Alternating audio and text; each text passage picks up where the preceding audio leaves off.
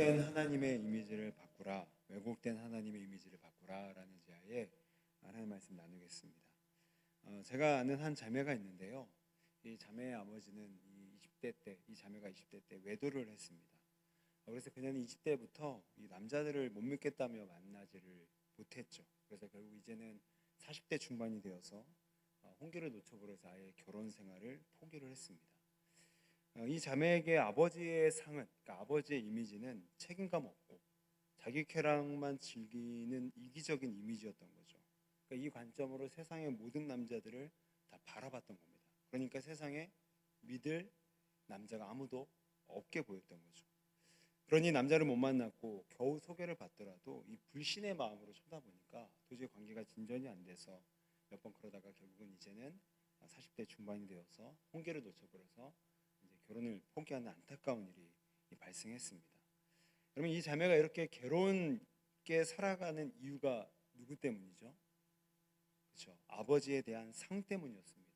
아버지를 바라보는 그 이미지로 세상의 모든 남자를 해석했을 때 그 아버지에 대한 상이 부정적으로 바라봤을 때 이 자매의 삶 또한 이렇게 부정적인 결과가 생기게 되었던 겁니다. 근데 여러분, 이게 참 무서운 게 신앙에도 그대로 적용될 수 있다는 거죠. 여러분, 왜 우리가 불안합니까? 하나님 전능하시다면서요. 하나님 우리를 모든 머리털도 다 세신다면서요. 그런데 왜 우리가 불안해하죠? 하나님의 상을 무능력하게 바라보기 때문입니다. 성경에서는 전능하시다고 하는데, 성경에서는 머리털도 세신다고 했는데, 성경에서는 참새 2마리도 그분의 주권 아니면 그분의 허락 아니면 팔리지 못한다고 했는데, 내 삶에서 내가 바라보는 하나님은 무능하게 보이는 겁니다. 그러니까 나의 이런 문제 뭐 해결 못하겠지 라는 하나님에 대한 상이 우리의 불안을 끌어낸다라는 거죠. 그러니 우리 삶에 불안이 가득한 것은 하나님에 대한 왜곡된 상이 있기 때문이라는 겁니다. 그럼 또한 마찬가지예요. 아담과 하와가 이 하나님을 떠나 왜 타락했습니까? 우리 창세기 3장 1절을 한번 좀 함께 보시게 되면, 자, 창세기 3장 1절을 같이 한번 읽어보실까요? 시작.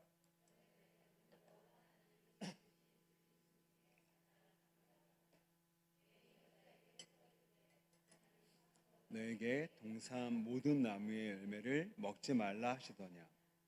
뱀이 이렇게 묻습니다. 너희에게 동산 모든 나무의 열매를 먹지 말라 하시더냐. 여러분, 이게 진실입니까? 거짓입니까? 거짓입니다.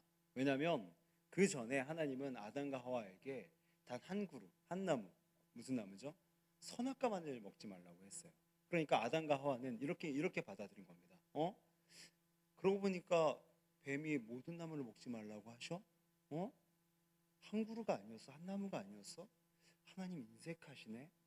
사랑은 아끼지 않는 건데 우리에 대해서 인색하시네. 되게 서운하네. 되게 섭섭하네. 그래, 하나님 떠나자. 우리 그렇게 사랑도 안 하는데 뭐하러 하나님 밑에 있어?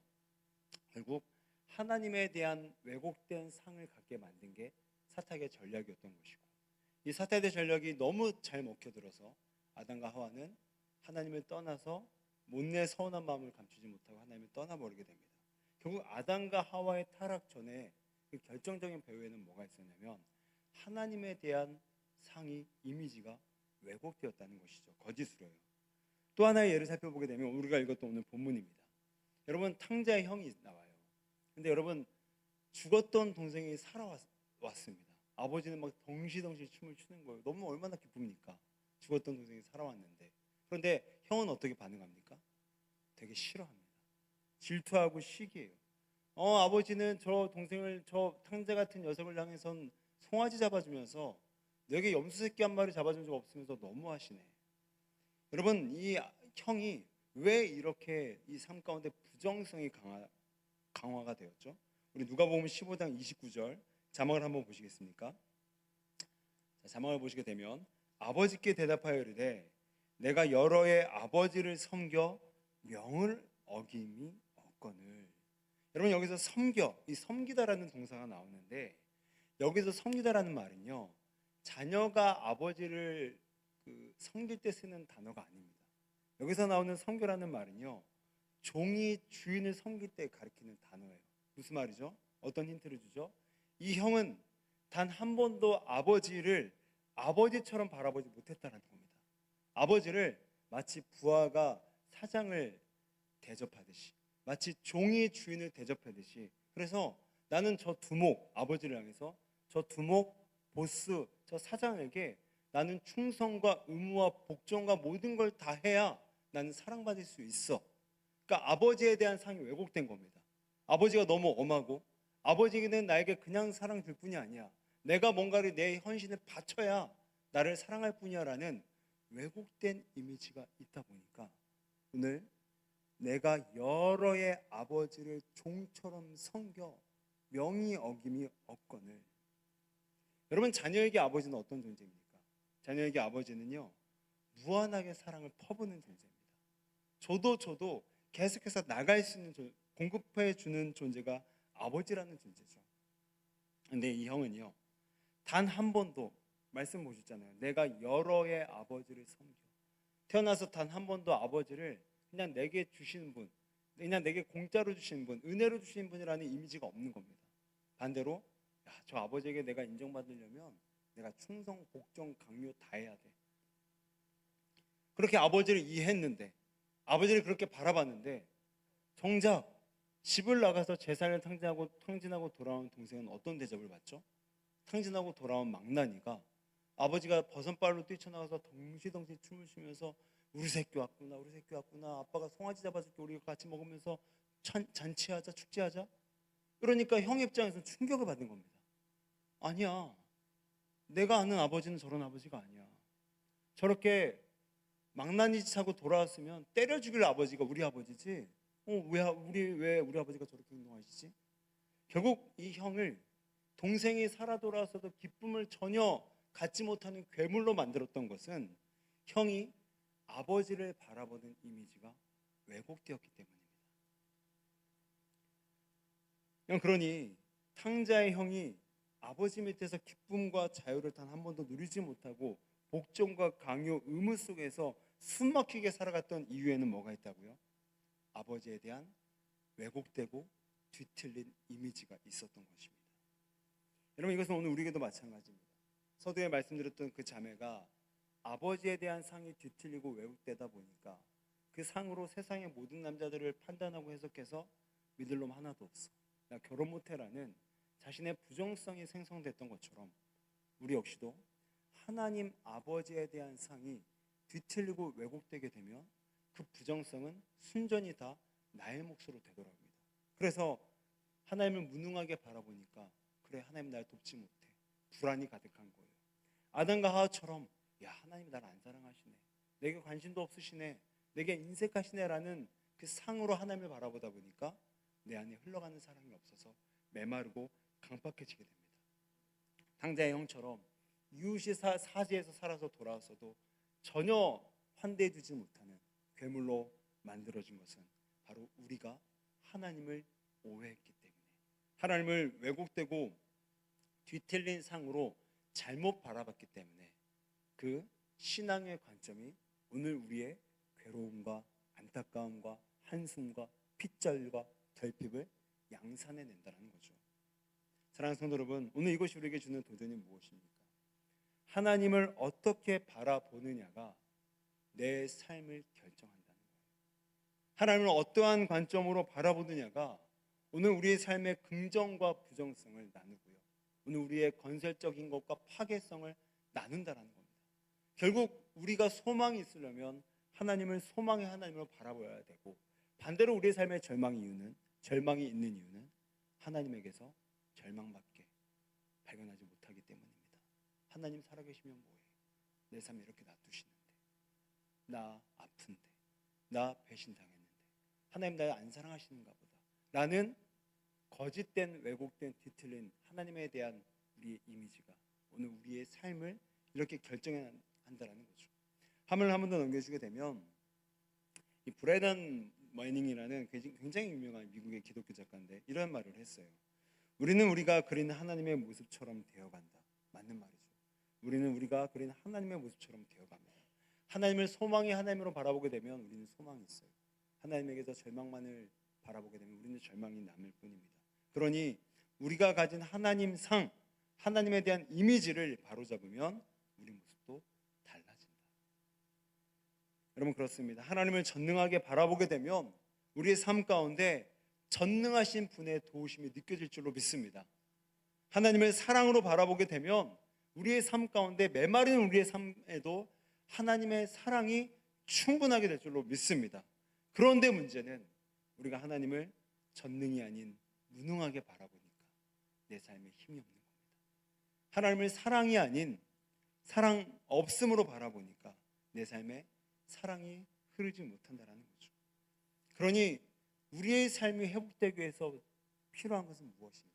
바로 하나님에 대한 왜곡되고 뒤틀리고 거짓된 그 관점을 성경이 말하는 그대로, 성경이 하나님을 어떻게 나타나는지를 그 은혜의 하나님, 소망의 하나님, 긍휼의 하나님, 인자의 하나님, 자비의 하나님으로 바라보는 내 신앙의 관점, 내 삶에 대한 해석이 있을 때 우리의 삶도 그렇게 긍정적으로 변화될 줄로 믿습니다. 그러니 우리의 왜곡되고 뒤틀린 모습을 회복하기 위해서 여러분 뭐가 필요하다고요? 하나님에 대한 올바른 이미지의 회복. 한 성도가 이런 간증을 했더라고요. 잘 들어보십시오. 이분이 이제 어떻게 뒤틀리고 왜곡된 하나님에 대한 관점이 변화되는지를 이 간증이 잘 보여줍니다. 저는 어릴 때부터 어머니를 따라 교회를 다녔어요. 그리고 매일같이 일어나는 부모님의 싸움을 멈춰주시길 하나님께 간절히 기도했습니다. 그럼에도 부모님은 제가 18살 때 이혼하셨어요. 이후 저는 어려워진 집안 사정으로 운동선수의 꿈을 포기하고 뒤늦게 공부했습니다. 하지만 수능을 100일 앞두고 싸움에 휘말려 얼굴을 크게 다치는 바람에 2달간 입원했습니다. 결국 입시에 실패하고 학벌에 대한 열등감을 극복하고자 공무원 시험을 준비했으나 불합격했습니다. 이후 겨우 직장을 얻었지만 이직과 무직을 반복했습니다. 이렇게 원하는 일이 성사되지 않을 때마다 저는 하나님, 제가 평생 예배드리고 하나님께 기도했는데 어떻게 단 한 번도 응답해 주시지 않습니까? 왜 내 인생을 이렇게 방치시킵니까? 라고 외치며 하나님을 원망했습니다. 그러다 결국 내 힘으로 살아보겠다며 교회와 하나님을 떠나게 되었습니다. 그러나 저는 돈도 직장도 잃게 되니 앞길이 보이지 않았습니다. 하지만 이런 절망 가운데 저는 다시 교회로 돌아올 수 있었습니다. 그리고 하나님을 내 뜻을 이루려는 수단으로 삼은 죄가 생각나 회개했습니다. 이제는 힘든 사건이 찾아와도 말씀과 공동체의 도움으로 문제를 통과할 수 있는 믿음이 생겼습니다. 지나온 고난의 세월을 약재로 삼아서 힘든 지체들을 위로하고 사람 살리는 사명을 감당하겠습니다. 여러분, 이 성도님이 중간에 교회를 떠난 이유가 무엇이죠? 하나님에 대한 왜곡된 이미지가 자신의 마음 안에 장착되었기 때문입니다. 모든 걸 다 기도했잖아요. 하나님 수능 합격하게 해주세요. 하나님 입사시켜 주세요. 하나님 뭐하게 해주세요. 돈 벌게 해주세요. 근데 뜻대로 되는 게 하나도 없는 거예요. 그러니 하나님 나 안 사랑하나 보다. 하나님 내게 관심이 없는 분이다. 하나님은 큰 일만 관심 있지 나 같은 사람의 사소하고 일상적인 일에는 뭐 관심이 없나 보다라는 기도 응답이 안 되다 보니까 하나님에 대한 해석이, 하나님에 대한 관점이 그렇게 고정화돼 버린 겁니다. 그러니까 이 성도가, 이 간증을 했던 성도가 선택했던 게 무엇이죠? 그냥 하나님을 떠나버린 겁니다. 하나님에 대한 왜곡된 이미지가 그녀로 하여금, 이 성도로 하여금 신앙을 버리게끔 만들었다는 것이죠. 그런데 하나님께서 은혜 주셔서 이 성도에게 회개의 영을 부어주셨어요. 회개의 영을 부어주시니까 이 성도의 마음 가운데 자신의 어떤 죄가 발견이 되었죠? 내가 지금까지 하나님을 사랑한 게 아니라 하나님을 내 소원을 이루는 도구로만 바라봤구나. 그러니까 자신의 잘못된 하나님의 상이 바로 잡힌 겁니다. 지금까지 하나님은 내게 관심 없어? 하나님은 나를 안 사랑하셔? 하나님은 내게 어떤 일도 은혜를 베풀지 않는 분야라는 잘못된 상이 실제는 내가 하나님을 잘못 바라보고 있었구나. 내가 하나님께 영광을 올려드리고 그분을 위해서 살아가야 되는데 정작 나는 그 하나님을 내 입맛에 맞춰 내 소원을 안 들어주면 당장이라도 버릴 수 있는 그러한 수단이요 도구로만 하나님을 바라봤구나 라는 회개형이 부어져서 자신의 죄를 발견하니까 어떻게 돼요? 다시 교회로 돌아왔다라는 거예요. 결국 그녀가 하나님을 떠나게 된 것도 하나님에 대한 관점이었고 그녀가 하나님께 돌아왔던 이유도 하나님에 대한 관점 회복이었다는 거예요. 그만큼 하나님을 어떻게 바라보느냐, 하나님을 어떠한 분으로 인식하느냐가 우리의 삶을 바로바로 결정한다는 것입니다. 그러므로 오늘 이 성도가 만약에 끝까지 하나님을 수단, 하나님을 도구로만 바라봤다면 이 성도는 끝까지 하나님께 돌아오지 못하고 계속해서 원망과 불평과 하나님에 대한 조롱과 하나님에 대한 무시로의 인생을 살아갔을 겁니다. 그러나 하나님께서 은혜 주셔서 하나님이 어떤 분이신지, 하나님이 얼마나 내 인생에 관심이 있으신지, 하나님이 나를 통해서 얼마나 영광을 받으셔야 될 분인지를 성령께서 자각시켜 주시니까 하나님이 어떤 분인가에 대한 이미지가 다시 그려지니까 돌아오게 됐다는 겁니다. 여러분, 그러므로 우리 역시도 마찬가지라는 거예요. 오늘 이 자리에 우리가 함께 앉아있지만 어떤 분들은 예배 가운데 정말 진심으로 너무너무 감격적으로 이 예배가 다시는 돌아오지 않는 시간이기 때문에 온 마음을 다해서 예배드리는 분들이 계실 거예요. 근데 어떤 분들은 나 집에 가서 뭐 먹지? 배고파. 나 빨리 피곤한데 목사님 오늘 8시 20분까지 끝내주세요. 1시간 너무 길어요. 라는 분들도 계실 수 있다라는 거죠. 근데 이 차이가 어떤 차이가 이런 차이를 만든다고요? 여기 서 있는 목사가 설교를 잘하냐 못하느냐가 아니라 오늘 내가 하나님을 어떤 분으로 바라보고 있는가. 설교가 때로는 맹탕이어도 저 맹탕 같은 설교를 통해서도 내게 하나님은 분명히 말씀하시는 분이야라는 하나님에 대한 확고한 이미지가 있으면 우리는 예배 가운데 뜨거운 마음으로 예배드리게 될 줄로 믿습니다. 그러므로 우리의 인생에 어떠한 모양새를 결정하는 것은요, 오늘 우리의 노력이나 우리 어떤 삶의 방정식에 따른 것이 아니라 하나님을 내가 어떻게 바라보느냐, 어떻게 인식하느냐가 우리의 삶의 모든 것을 결정한다는 것입니다. 이제는 하나님을 성경이 계시한 대로, 성경이 말씀하신 대로, 성경이 그려주신 대로 그렇게 고지고대로 하나님을 받아들이셔서 이제는 그 하나님 안에서 진정한 소망과 진정한 영광을 올려드리며 살아가는 우리 모두가 되시기를 주의 이름으로 축원드립니다. 자, 그렇다면 어떻게 해야 우리는 하나님에 대한 바른 이미지를 회복할 수 있을까요? 자, 우리 화면을 한번 넘겨주시게 되면, 자, 예수님께서 마태복음 4장에서 사탄에게 시험받은 장면입니다. 우리가 잘 아는 것처럼 3가지의 시험을 받게 되죠. 첫 번째는 돌로 떡을 만들라. 두 번째는 너 뛰어내리면 천사들이 너를 떠받쳐 줄 거야. 세 번째는 뭐죠? 너 내게 절해봐. 내가 천하를 줄게. 근데 이 3가지를 현대적으로 적용한 게 바로 밑에 그 빨간색의 글씨입니다. 돌로 떡을 만들라. 뭐죠? 너는 성과를 내야 돼. 돌로 떡을 만들 수 있는 기술이 있어야 돼. 너는 그런 성과가 있어야 너는 성공한 인생이야. 두 번째, 너 뛰어내려봐. 천사들이 너를 받드는 모습을 보여봐. 이건 뭐죠? 사람들이 주목할 수 있는 인기가 있어야 너는 성공한 인생이야. 세 번째는 뭐죠? 내게 절해봐. 너에게 천하를 줄게. 뭐죠? 소유가 있어야 너는 성공한 인생이야. 여러분, 이 3가지 사탄이 지금 예수님에게 이 3가지의 유혹을 던지는 겁니다. 무슨 말이죠? 너는 성과가 있어야 성공한 인생이다. 너는 인기가 있어야, 인정을 받아야 성공한 인생이다. 너는 소유가 있어야 성공한 인생이다. 너무 현대적이지 않습니까? 그 2000년 전에 예수님께 던진 사탄의 유혹은요, 오늘날 여전히 우리에게도 동일하게 여기죠. 똑같이 따라옵니다. 그렇잖아요. 뭔가 성과가 있어야 어디 가서라도 명함이라도 내밀 수 있죠. 좀 인기 있어야 인정받아야 삶의 맛을 느끼죠. 소유가 없으면요, 가진 게 없으면요, 어딜 가서나 수치심이 듭니다. 그러니까 오늘 예수님도 똑같은 사람으로서 우리와 똑같은 사람으로 오셨기 때문에 우리 사람이 받았던 시험을 2000년 전에 똑같이 받으셨다는 거예요. 여러분, 그렇다면 왜 사탄이 이 3가지 시험을 던졌을까요? 왜 이 3가지 성과, 인기, 소유라는 이 유혹을 던졌을까요? 바로 예수님으로 하여금 구원자로서 살지 못하게 막기 위함입니다. 여러분 생각해 보세요. 예수님이요, 이 사탄의 유혹에 3가지에 넘어갔어요. 그러면 날마다 성과, 인기, 소유를 쫓아다녀야 됩니다. 맞죠? 그런데 언제 구원하러 다닙니까? 언제 말씀 전하러 다니겠냐고요? 언제 치유하러 다니시겠냐고요? 그러니까 사탄은 이 세 가지에 미치게만 만들면 예수님이 이 땅에 사람으로 왔어도 구원 못한다.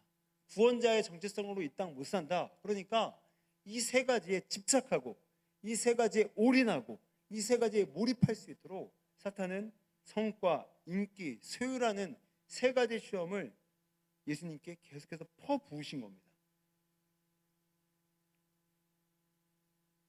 만약에 예수님께서 이 시험에 넘어갔더라면 예수님은 구원자가 되지 못했을 것이고 그분의 구원의 계획은 실패해서 우리 역시 지금도 전혀 구원받지 못한 사람으로 이 자리에 앉아있을 것입니다. 그러므로 이 세 가지의 시험은요, 예수님 혼자 개만의 문제가 아니라 온 인류의 운명이 달린 어마어마한 세 가지 공격이었다는 거예요. 그러니까 이 시험을 이기셨어야만 예수님은 인류의 구원자로서 정체성을 가지고 사셨고, 그래서 지금 우리도 이렇게 구원받은 백성으로 살 수가 있었던 것이죠. 그러니 예수님이 이 유혹에서 어떻게 승리하는 줄을 알면요, 우리 역시도 이 유혹에서 승리할 수 있는데, 우리 마태복음 3장 17절을 보시겠습니까? 자, 다음 화면 보여주시게 되면, 자, 같이 한번 읽겠습니다. 시작. 하늘로부터 소리가 있어 말씀하시되 이는 내 사랑하는 아들이요 내 기뻐하는 자라 하시니라. 하늘로부터 소리가 있어 하나님께서 독생자 예수 그리스도께 어떻게 말씀하셨냐면, 너는 내 사랑하는 아들이야. 너는 내 기뻐하는 자야. 여러분, 이 마태복음 3장은요, 마태복음 3장에 기록되었다는 것이 관건입니다. 아까 세 가지의 시험은 마태복음 몇 장이라고 제가 말씀드렸죠? 마태복음 몇 장이요? 이렇게 한데도 못 알아듣시는 분들은 회개하셔야 됩니다. 지금 관심이 없더라는 거예요. 아까 유혹은 몇 장이었다고요? 제가 이렇게 하면 또 5장 하려고 그러셨죠? 4장입니다. 그리고 오늘 하늘에서 소리가 나기를 너는 내 사랑하는 아들이야, 너는 내 기뻐하는 자야는 몇 장이었다고요? 3장. 그러면 3장과 4장 중에 어느 게 더 먼저 오죠? 3장이 먼저 옵니다. 제가 지금 질문하면서도 너무 유치했어요. 3장이 먼저 오죠. 근데 3장에서 하나님께서 예수님을 단도리 치고 있는 거예요. 하나님은 섭리하신 분이기 때문에, 모든 것을 아시는 분이기 때문에 조금 있다 마태복음 4장에서 예수님이 사탄의 세 가지 유혹을 받을 것을 미리 아셨습니다. 미리 아셨기 때문에 예수님이 이 유혹을 이길 수 있는 힘을 지금 마태복음 3장 17절에서 뭐라고 말씀하셨냐면, 너는 내 사랑하는 아들이야, 너는 내 기뻐하는 자야. 무슨 말이죠? 야, 너는 성과 없어도 내 아들이야. 너는 인기 없어도 넌 내 아들이라니까. 너는 가진 소유가 없어도 넌 내 아들이야. 이 아들됨은, 하나님의 아버지됨, 예수님의 아들됨은 그 성과, 인기, 소유에 상관없이 고정되고 변하지 않는 진리 사실이라는 겁니다. 왜 하나님께서 이 유혹을 받기 전에 이 세 가지에 단도리 쳤다고요? 성과 없어도 인기 없어도 소유 없어도 내 아들이다. 그러니까 오늘 예수님은 이 진리에 푹 잠기셨던 겁니다. 아, 그렇구나. 내가 가진 게 없어도 이 땅에 내가 남자로 사람이었잖아요. 예수님도요. 목수의 아들로 태어나셨잖아요. 내가 가진 게 없이 태어나도, 뭐 갖춘 성과가 없어도, 사람들에게 주목받는 인기 없어도 나는 하나님의 아들이구나. 하나님이 나를 기뻐하시는구나. 그러니까 예수님은 성과, 인기, 소유에 집착하지 않게 됩니다. 이미 이 진리를 깨달았기 때문에. 그러니까 하나님은 나를 이유 없이 사랑하셔, 하나님은 나를 그냥 사랑하시는 분이야, 존재만으로 사랑하시는 분이야 라는 하나님에 대한 올바른 이미지가 이미 영혼 깊숙이 세팅되어 있다 보니까 사탄이 와서 너 잘 봐, 너 이제 성과 없으면 하나님이 너 아들 안 취급 안 해. 너 인기 없어 봐, 뭐 부모라고 너 배겨? 너 쳐다도 안 볼 거야. 너 돈 없어 봐, 부모라고 너 자식 취급해 줄 줄 알아? 너 모른 체 할 거야. 이런 유혹이 와도 하나님에 대한 올바르고 정직하고 진짜의 이미지가 딱 영혼에 심겨져 있으니까 안 넘어지더라는 거죠. 만약에 예수님이 그 유혹을 받기 전에 마태복음 오늘 3장에서 너는 내 사랑하는 아들이다, 너는 내 기뻐하는 자라라는 말씀을 듣지 않았다라면, 그래서 그 하나님에 대한 이미지가 고정적으로 힘있게 딱 세팅되어 있지 않았더라면 예수님도 사람이었기 때문에 우리와 똑같은 시험을 받은 자로서 넘어질 수도 있었다라는 거예요. 그런데 그 사람 대신 예수님께서, 연약한 심정을 가진 예수님께서도 하늘의 하나님께 너는 내 사랑하는 아들이다, 너는 내 기뻐하는 자다라는 하나님에 대한 올바르고 변하지 않는 신실한 이미지가 확보되니까 사탄이 사장이 와서 막 성과로 막 흔들어대고, 인기로 흔들어대고, 세위로 흔들어대도 괜찮아. 우리 아버지가 마태복음 3장에 이미 말씀하셔서, 사탄아, 나 인기 없어도 괜찮아. 나 아빠 아들이야. 나 소유 없어도 괜찮아. 나 아빠 아들이야. 나 성과 없어도 괜찮아. 나 아빠 아들이야. 그러니까 너 가. 사탄 너 가. 이렇게 물리치셨다라는 거죠. 그러니 오늘 우리가, 예수님이 우리에게 힌트를 주는 겁니다. 이 땅에서 계속해서 우리 삶 가운데 불안이 있고, 결핍이 있고, 우울이 있고, 절망이 있어요. 우리 어제도 그 유명한 가수 휘성 씨가 자살을 했잖아요. 뭐 자살이라고는 아직 뭐 이렇게 공식 발표는 나지는 않았지만, 뭐 어쨌든 외부 흔적, 침입 흔적이 없다라는 걸 봤을 때 거의 이제 대부분의 언론들은 자살로 이제 잠정적으로 기사를 표현하더라고요. 또 얼마 전에는 한 달 전인가요? 배우 또 김세론, 그 20몇 살짜리 또 자매가 세상을 떠났고요. 올해만 보더라도 벌써 그 유명한 사람들이 벌써 3명, 4명 정도가 이미 자살을 했습니다. 여러분 그거 아세요? 하루에 우리나라 사람이 몇 명씩 자살할까요? 45명씩 자살합니다. 하루에 전국적으로 45명이 자살을 해요. 그래서 1년에 10만 명이 넘게 자살을 합니다. 독보적인 OECD 1위 국가예요, 자살률. 왜 이 땅에서, 이 좁은 땅덩어리에서 다 내 옆에 누군가는 친척이었고, 누군가는 선배였고, 누군가는 후배였던 사람이 왜 그렇게 자살로까지 자신의 운명을 결정할까요? 마지막 자신이 기댈 수 있는 언덕이 없는 거예요. 그 마지막 하나가 없는 거예요. 그 하나만 있어도 그 언덕에 그냥 기댈 텐데 그 언덕이 없는 거예요. 근데 우리의 삶도, 우리 크리스찬도 삶도 똑같습니다. 똑같이 먹고 살아야 되잖아요. 세상 사람과 똑같이 자녀 키워야 되잖아요. 똑같이 노후가 불안하지 않습니까? 똑같이 오늘 아프잖아요. 근데 오늘 우리가 소망을 가질 수 있는 이유는 살아계신 하나님이 우리의 아버지시기 때문입니다. 그 하나님이 우리를 지금도 먹이시기 때문입니다. 그 하나님이 우리를 사랑하시기 때문입니다. 그 하나님이 우리를 용납하시기 때문이에요. 그 하나님이 우리를 책임지시기 때문입니다. 이 기대의 언덕 하나, 어떤 언덕이요? 하나님에 대한 관점, 하나님에 대한 이미지, 하나님에 대한 확고한 믿음, 이게 있으니까 우리는 똑같이 고난과 똑같은 삶의 불안과 굴곡이 있어도 우리는 이기게 될 줄로 믿습니다. 찬송가에서 예수님을 가르칠 때 이런 표현을 쓰더라고요. 예수님은 누구신가?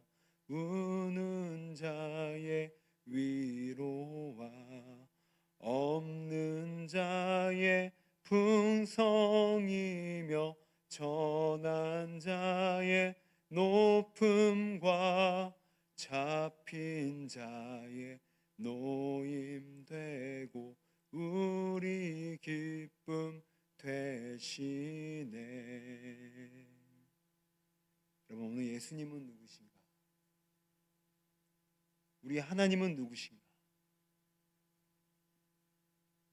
하나님은 우리의 우는 자의 위로가 되시고, 하나님은 없는 자의 풍성이 되시며, 하나님은 천한 자를 높이시는 분이시고, 하나님은 잡힌 자를 해방시키는 놓이시는 분이시고, 마지막으로 하나님은 우리의 기쁨이 되십니다. 이 믿음이 확고할 때 우리는 삶의 굴곡과 고난을 만난다 할지라도, 슬픔과 우울함을 만난다 할지라도 반드시 이기게 될 줄로 믿습니다. 사랑하는 성도 여러분, 이제 말씀을 정리하도록 하겠습니다. 여러분, 왜 교회에서 잔소리같이 매일매일 성경을 읽으라고, 큐티하라고 왜 그렇게 잔소리처럼 여겨지도록 그렇게 수고 없이 말씀을 드릴까요? 성경을 읽으면서 혹시 모를 우리 가운데 왜곡되어 있는 하나님에 대한 이미지를 바로잡기 위해서 읽으라는 겁니다. 왜 우리 교회가 몇 년 전부터 이제 교구 소그룹을 바꿔서 세대별로 맞추어서 왜 그렇게 소그룹을 강조하죠? 저는 소그룹의 유익 중에 하나가 바로 그거라고 생각해요. 소그룹을 통해서 하나님은 다양하신 분이잖아요. 통일성도 있지만 다양하신 분이잖아요. 근데 소그룹을 통해서 A 지사님이 만났던 하나님, B 권사님이 만났던 하나님, C 장로님이 만났던 하나님을 서로 나눌 때 우리 안에 혹시나 모를 잘못되어 있는 하나님에 대한 삶을 서로의 나눔을 통해서 교정할 수 있는 시간이 바로 소그룹이기 때문에 그렇게 소그룹을 강조하고 또 강조하는 것입니다. 사랑하는 성도 여러분, 여러분 가운데 오늘 우리의 삶이 힘들고 불안하고 우울하고 절망이 가득하다라면 하나님은 그 반대시잖아요. 힘주시고 소망 있으시고 우리 아닌 기쁨이 하나님인데 왜 우리 삶에는 왜 그렇게 하나님의 이미지와 반대의 일이 자꾸 느낌이 감정이 들까요? 그것은 바로 우리가 바라보는 하나님을 그렇게만 바라보기 때문입니다. 내 삶에 절망이 있는 것은 하나님께 절망을 느끼기 때문인 것이고 내 삶에 사랑이 없는 것은 하나님이 날 사랑하지 않는다라는 그 사랑이 없는 하나님으로서의 이미지를 그리니까 우리는 그렇게 하나님을 바라보는 것 그대로 우리의 삶의 그 모습과 방식이 결정된다는 것입니다. 그러므로 이제는 우리의 삶이 회복되기를 원하십니까? 우리의 삶이 일어나기를 원하십니까? 우리의 삶이 절망에서 소망으로 회복되기를 원하십니까? 그렇다면 내 안에 왜곡되고 비틀어져 있고 거짓으로 만들어낸 그 하나님에 대한 삶, 하나님에 대한 이미지를 바꿀 때 우리 안에 진정한 삶의 소망과 기쁨과 이김이 나타나게 될 줄로 믿습니다. 이런 저와 여러분 되시기를 주의 이름으로 축원드립니다. 우리 함께